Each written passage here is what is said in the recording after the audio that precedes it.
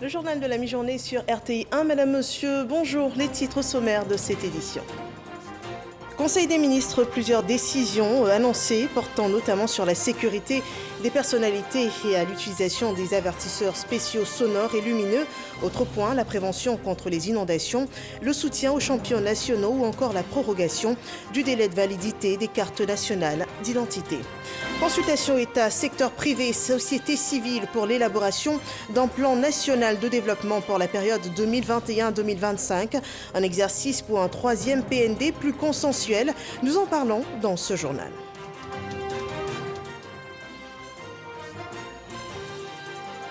Et sur la situation au Mali, nous apprenions tôt ce matin la libération des responsables de la transition arrêtés lundi dernier. Le président Bandao et son premier ministre Mokhtar Ouane avaient avant cela annoncé leur démission de leur position dans le processus de transition engagé en 2020.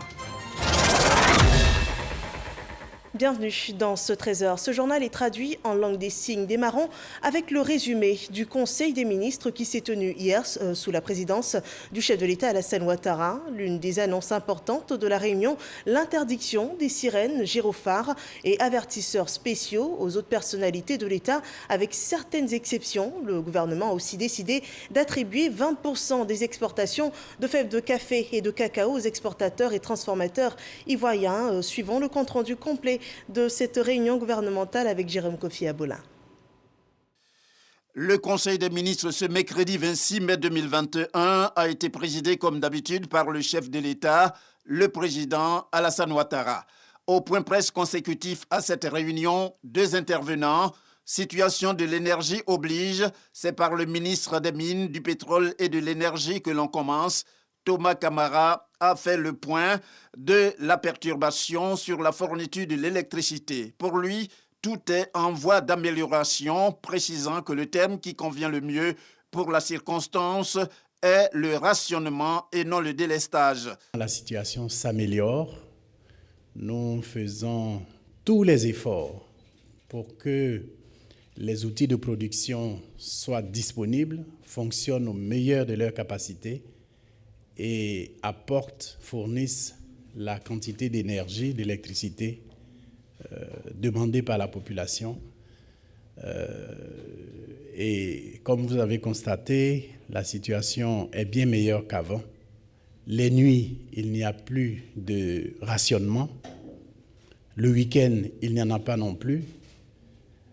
En semaine, nous avons 6 heures de rationnement au niveau des ménages et les industriels ont la fourniture pendant 16 heures tous les 2 jours. Voilà donc la situation que nous vivons en ce moment.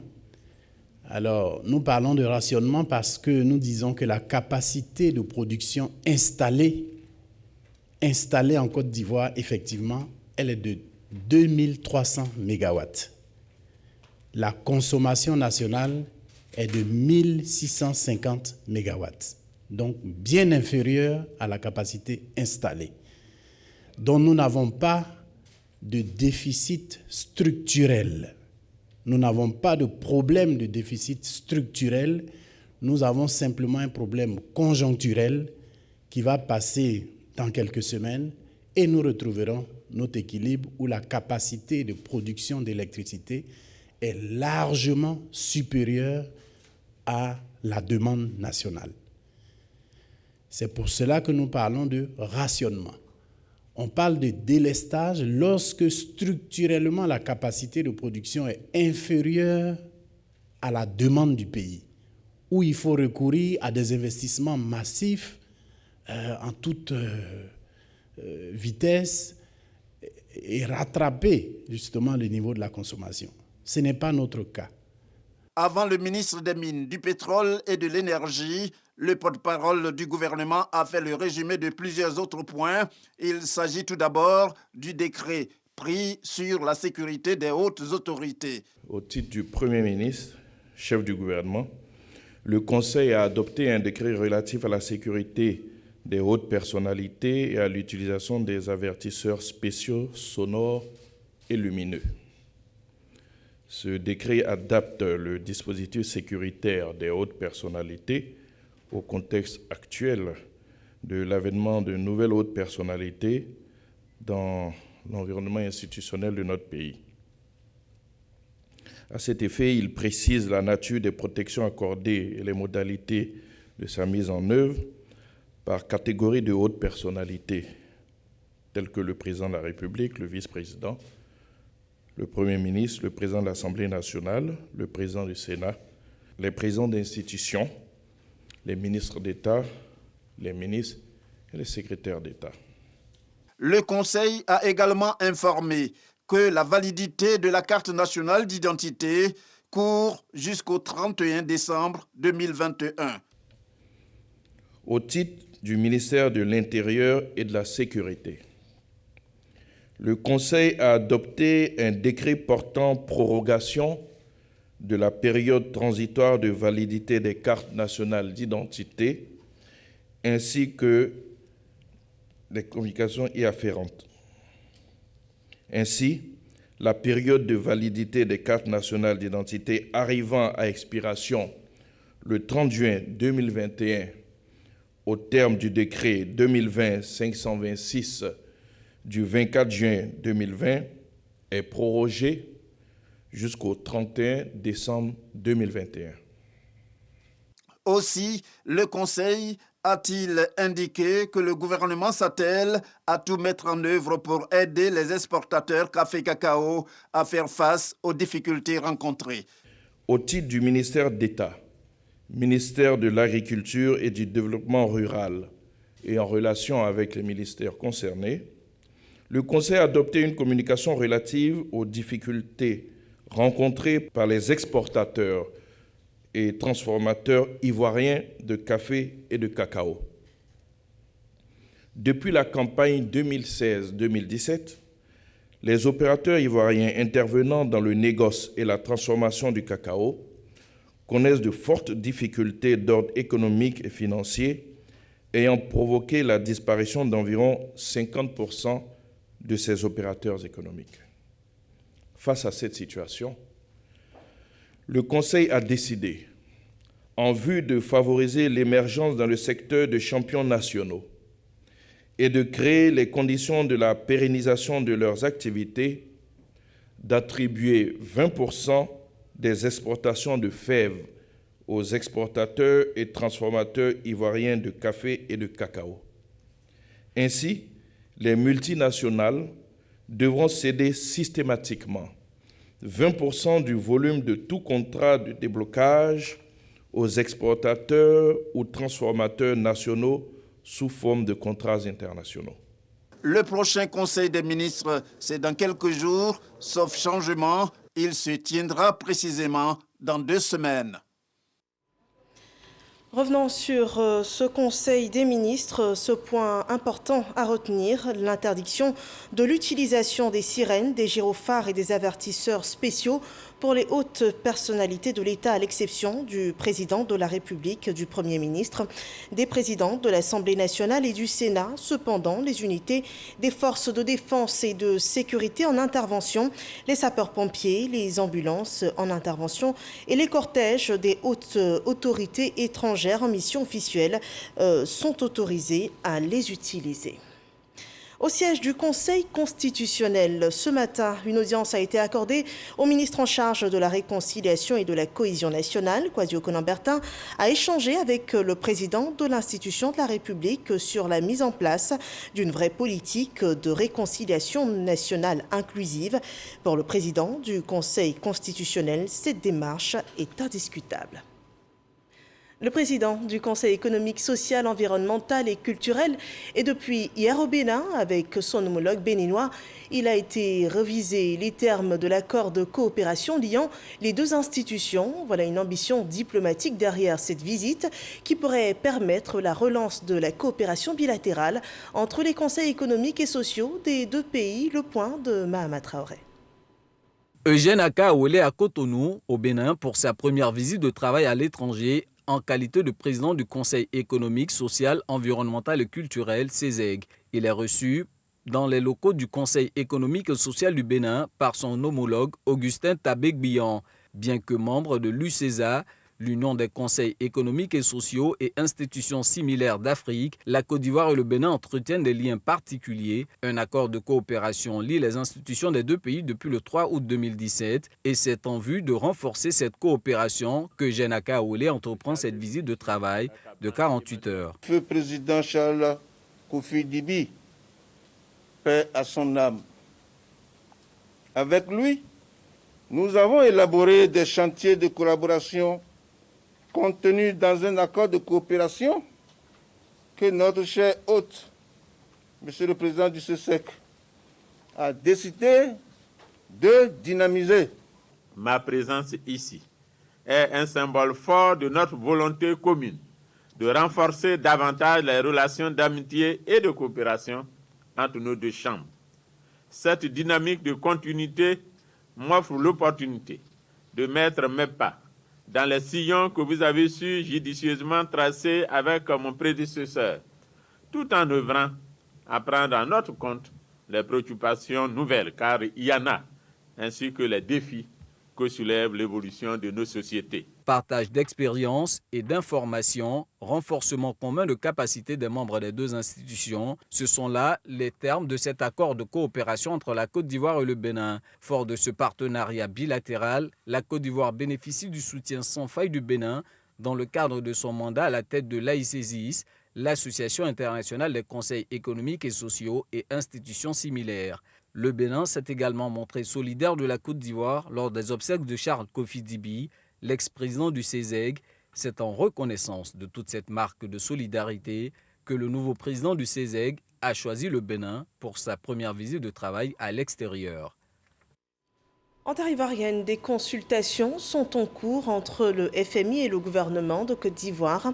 L'objectif, c'est d'évaluer les interventions de l'Institution monétaire mondiale et les orientations de la Côte d'Ivoire. La situation économique du pays est ainsi passée en revue et les deux parties échangeront jusqu'au 10 juin prochain sur les ajustements stratégiques capables de favoriser la croissance économique. Lanciné Bakayoko.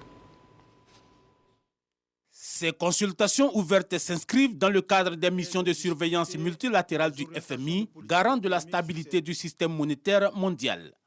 Occasion pour le gouvernement de faire une évaluation sommaire des interventions de l'institution au titre de l'année 2020.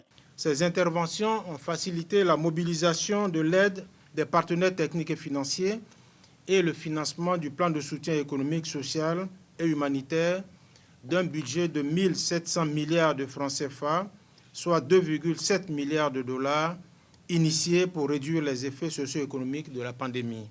Grâce à ces appuis financiers substantiels du FMI, conjugués aux politiques rigoureuses mises en place, la Côte d'Ivoire a pu éviter la récession.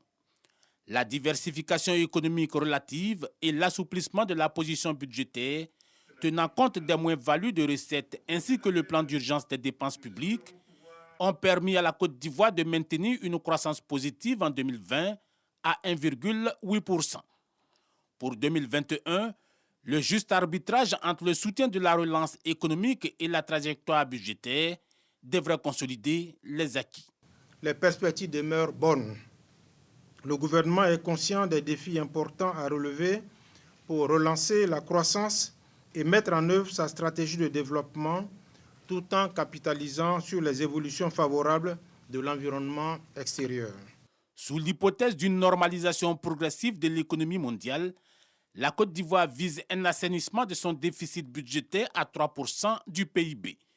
Verdict du FMI le 10 juin prochain. Et d'autres consultations sont ouvertes pour le plan national de développement couvrant la période 2021-2025. Pour ce troisième PND de la Côte d'Ivoire, le ministère du Plan et du Développement échange pour cela avec le secteur privé et la société civile. L'optique, c'est d'élaborer un plan plus consensuel, nous dit Tanguy Nangui. Le gouvernement mise sur le secteur privé pour financer à hauteur d'environ 75% le plan national de développement PND 2021-2025. Ce troisième PND de la Côte d'Ivoire a été soumis à la sagacité des acteurs de ce secteur. dans le cadre d'une séance de travail entre le ministre du Plan et du Développement et les responsables de la Confédération générale des entreprises de Côte d'Ivoire. Entre autres objectifs du gouvernement, recueillir les observations et les suggestions du secteur privé dans la perspective d'enrichir le PND 2021-2025 qu'ils sont appelés à s'approprier.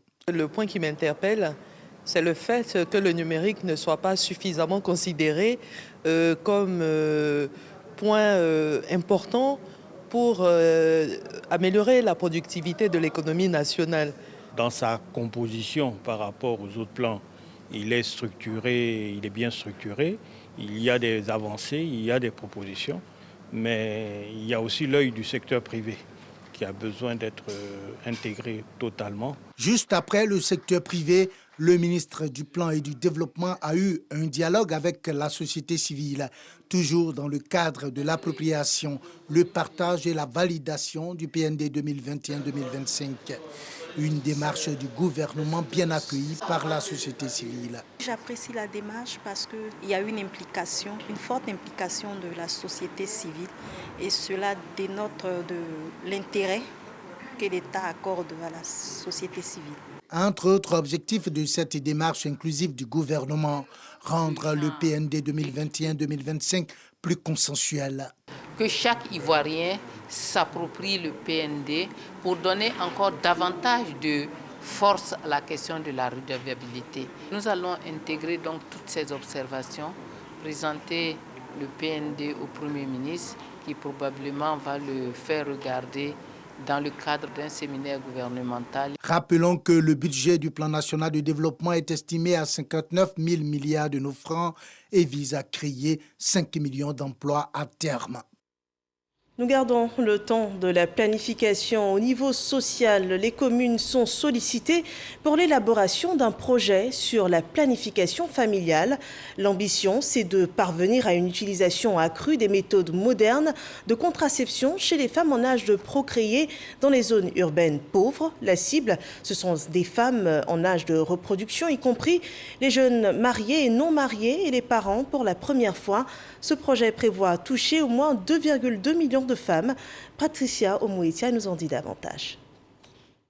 Dans sa vision de promouvoir le planning familial, la Fondation Bill et Melinda Gates, en collaboration avec l'ONG Intra-Health International, a mis en place le projet TCI, The Challenge Initiative. Cette plateforme vise à impliquer les mères dans la santé reproductive de leur population afin de leur permettre d'être plus proches des familles. Puisque nous sommes satisfaits du déroulement de ce projet, inviter certaines communes à pouvoir partager l'expérience de celles qui sont dans le projet et susciter donc un intérêt auprès de ces communes. La commune d'Abobo, qui a adhéré à ce projet depuis 2018, a partagé son expérience. Abobo a le plus grand nombre d'habitants, environ 2 millions.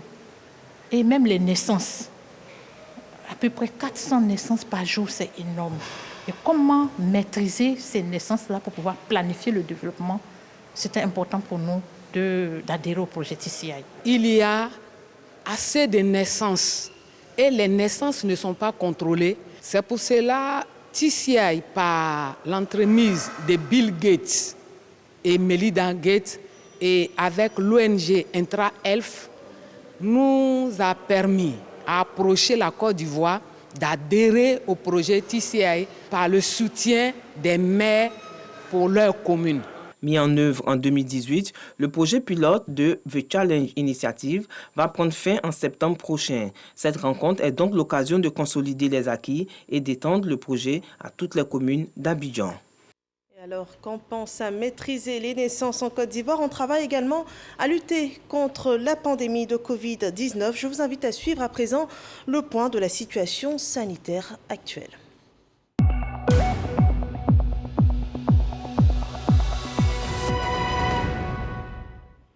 Le dernier bilan communiqué par le ministère de la Santé, de l'Hygiène publique et de la couverture maladie annonce 49 nouveaux cas de Covid-19, 28 nouvelles guérisons et 3 décès. Le bilan total actualisé présente à ce jour 47 085 cas confirmés, dont 46 504 personnes guéries, 301 personnes décédées. Il reste encore 2080 cas actifs. Les chiffres de la vaccination évoluent aussi avec plus de la moitié des doses administrées aux populations. Les centres de vaccination restent ouverts à tous à partir de 18 ans. Parlons de l'engagement de l'UNESCO dans l'amélioration des systèmes éducatifs. Il s'étend également à l'éducation pour la préservation de l'environnement. L'institution onusienne, par sa commission ivoirienne, a dans cette optique organisé un atelier portant sur l'éducation au développement durable et à l'action du climat. Plusieurs pays de la sous-région étaient représentés à cette grande table de réflexion, selon le compte-rendu de Didier Nguessa. Mettre l'éducation au service du développement durable, la Commission ivoirienne pour l'UNESCO suscite la réflexion avec le réseau des écoles associées pour l'Afrique de l'Ouest. Les défis de développement durable sont nombreux et ce réseau veut apporter sa contribution à l'atteinte des objectifs grâce à l'éducation. Les bonnes pratiques consistent à poser des actes positifs qui tendent à préserver l'environnement, la planète Terre sur laquelle nous vivons. Ce sont des gestes, des actes, des actions qui, menés ensemble, permettent de diminuer la pollution et la dégradation, qui permettent d'améliorer notre environnement immédiat. Ce sont des attitudes positives à adopter, ce sont des bons comportements. La Commission nationale guinéenne pour l'UNESCO et la Coordination nationale des écoles associées de l'UNESCO s'inscrivent dans cette dynamique en appliquant au cadre national les orientations définies par les Nations Unies. C'est pourquoi nous évoluons actuellement dans 2 dimensions, la dimension de la culture de la paix et celle de l'éducation environnementale. Il s'agit de manière pratique de renforcer les capacités des acteurs par l'éducation à la citoyenneté, au développement durable, à l'information et à l'éducation aux médias. L'UNESCO y attache du prix. Une dizaine de participants venus des pays d'Afrique de l'Ouest francophone a pris part à cet atelier. Un plan de relance pour la filière porcine. Le ministre des Ressources animales halieutiques était dans les locaux de la Société ivoirienne d'abattage et de charcuterie. Une visite pour s'imprégner des défis de la filière porcine qui s'est soldée par l'annonce d'un plan de restructuration dont la réhabilitation de la CIVAC. Serge Coléa. Un plan d'action pour dynamiser la filière porcine en difficulté. C'est l'ambition affichée par le ministre des Ressources animales et halieutiques. À la CIVAC, la Société ivoirienne d'abattage et de charcuterie dans la zone industrielle de Yopougon, Sidi Temoko Touré a dit sa volonté de s'appuyer sur les acteurs des différents secteurs pour réussir sa mission. La filière porcine qui a connu une explosion en termes de succès il y a quelques années est face à de nombreux problèmes. Ce sont des choses qui sont révélatrices du besoin de structuration de notre secteur, mais surtout d'accompagnement des différents acteurs. Donc nous allons nous y atteler. En commençant bien sûr par la réhabilitation et la restructuration de la CIVAC. La visite en compagnie du directeur général par intérim de la CIVAC et ses principaux collaborateurs a permis de faire l'état des lieux des locaux. Il était important que le ministre vienne voir ce qu'on fait à la CIVAC, de connaître les réalités de la CIVAC, de connaître les difficultés de la CIVAC et comment il peut accompagner la CIVAC pour pouvoir assurer cette mission de service public. Le ministre a pris bonne note de toutes les préoccupations. Il a assuré les responsables de la CIVAC de tout son soutien. Cette autre mission que se donne l'État de Côte d'Ivoire, aider et accompagner les porteurs de projets et créateurs d'entreprises. Dans l'application, des incubateurs dédiés aux PME sont installés dans toutes les régions du pays. Après Abidjan, San Pedro et Boaké, l'incubateur d'Odiéné a été ouvert. Il devra être un centre d'assistance pour les PME des régions du Kabadougou et du Folon. Léon Brou. Le ministre de la promotion des PME, de l'artisanat et de la transformation du secteur informel à Odiéné. Les potières et spécialistes de l'ameublement ou de la construction métallique sont visités. Question pour Félix Anoblé de s'imprégner du climat régional de l'artisanat. Nos artisans ont du potentiel, mais ils ont vraiment besoin d'être structurés, d'être accompagnés pour pouvoir mieux faire et surtout avoir des entreprises qui puissent être compétitives. Entre autres difficultés des artisans et PME, l'accès aux matières premières, les débouchés pour l'écoulement des produits et surtout le manque d'encadrement, de formation et de financement. À ces questions, voici la réponse de la tutelle, cet incubateur pour le conseil, l'encadrement, la formation et l'aide au financement situé dans l'enceinte de la préfecture d'Odiéné. Avec beaucoup de questions que les artisans nous posaient, on n'arrivait pas à trouver de réponse. Et Dieu merci, le ministre a pensé à nous, le président a pensé à nous, à avoir un incubateur pour encore les remonter, leur donner la confiance. Au total, cette structure, un outil d'autonomisation des jeunes et des femmes, donc pour booster l'économie régionale en favorisant l'entrepreneuriat, explique le ministre de la promotion des PME qui assure de la gratuité des services et avantages de l'incubateur. Ailleurs dans le monde, certains incubateurs vous reçoivent avec un coût forfaitaire de départ. Et c'est quand vous êtes sur le marché que vous venez rembourser le coût qui vous avait été donné pour l'incubation. En Côte d'Ivoire, le président Alassane Ouattara a voulu que l'incubation soit totalement sans frais pour les 3 premières années. Voilà qui fonde le ministre Félix Anoblé à exhorter les artisans et porteurs de projets à s'approprier l'incubateur d'Odiéné. Objectif, transformation du secteur informel des régions du Kabadougou et du Foulon. Nous partons à présent pour la capitale politique ivoirienne. À Yamoussoukro, on travaille à consolider le lien armée-nation, un objectif qui réunit 68 cellules civilo-militaires. Une rencontre pour faire le bilan des actions menées par ces cellules et identifier les contraintes et difficultés rencontrées par ces organes composés de personnalités civiles et militaires dont la vocation est de faciliter un rapprochement entre les forces de défense et de sécurité et la population civile dans les localités. Abou Sanogo. Cette rencontre s'inscrit dans le cadre de la mise en œuvre de la réforme numéro 13 du secteur de la sécurité, qui vise à rétablir et consolider le lien armée-nation et la confiance entre les forces de défense et de sécurité et la population. En application de cette réforme, le Conseil national de sécurité a décidé de la mise en place de comités départementaux sécurité avec comme organe opérationnel les cellules civilo-militaires composées de personnalités civiles et militaires qui ont vocation à faciliter un rapprochement entre les forces de défense et de sécurité et la population civile des localités concernées, de sorte à créer une synergie d'action entre les deux parties. Et ces cellules civilo-militaires, sur la base des plans d'action validés par les comités départementaux sécurité, ont mis en œuvre diverses activités au cours de l'année 2020. Cette rencontre a pour objet de dresser le bilan des actions menées et de renforcer les capacités techniques des cellules civilo-militaires.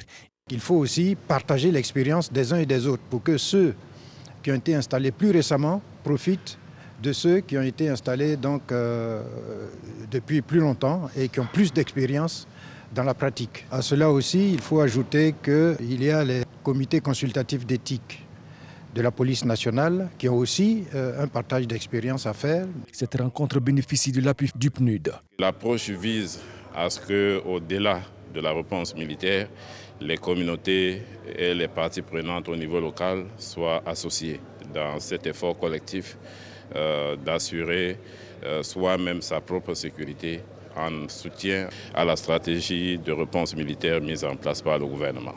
Des cellules civilo-militaires ont été installées dans 33 départements sur les 107 que compte la Côte d'Ivoire et se présentent comme des structures de grande utilité publique. C'est très important de faire le bilan pour que chacun puisse se mettre vraiment au travail pour la cohésion et la confiance surtout des populations. Ça permet aux différents CCM non seulement d'échanger des contacts, et même autant profiter aussi d'échanger d'expériences. Parce que la réalité de Touba n'est pas forcément la réalité de Bouaké. Donc je pense qu'à travers cette rencontre, ça nous permet vraiment d'échanger et d'améliorer vraiment notre manière de travail. Le programme de cet atelier prévoit des séances plénières et des travaux en commission, suivis d'échanges.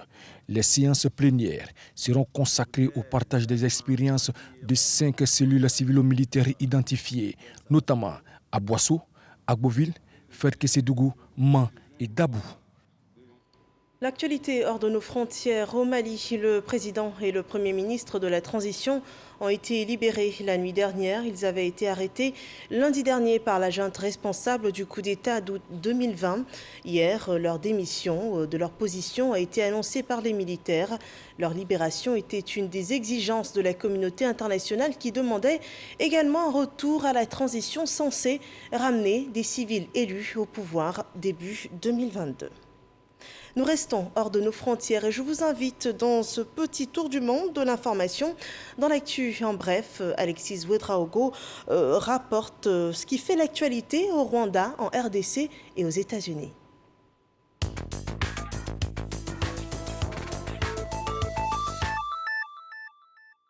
Je viens reconnaître nos responsabilités.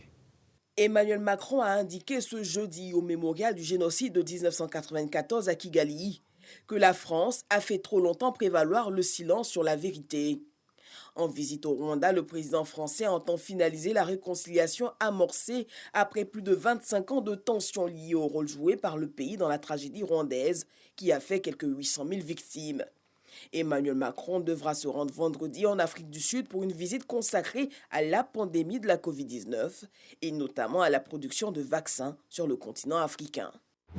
Le président des États-Unis a appelé mercredi les services des renseignements à redoubler d'efforts pour expliquer l'origine de la Covid-19, déplorant une nouvelle fois le manque de coopération et de transparence de Pékin.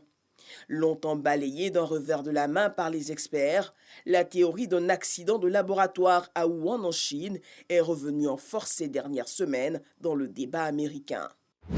Les autorités de Goma dans l'est de la République démocratique du Congo ont ordonné jeudi matin l'évacuation d'une partie de la ville du fait des risques d'éruption du volcan. Une situation qui a provoqué immédiatement l'exode de dizaines de milliers de personnes. À cette heure, une éruption à terre ou sous le lac Kivu n'est plus à exclure. Sur ces images inquiétantes de la RDC que nous refermons ce journal. Merci de l'avoir suivi. À 15h, le retour de l'information sur RTI 1 est retrouvé à 18h Kolo Koulibaly pour la synthèse de l'actualité de cette journée. Excellent après-midi sur RTI 1.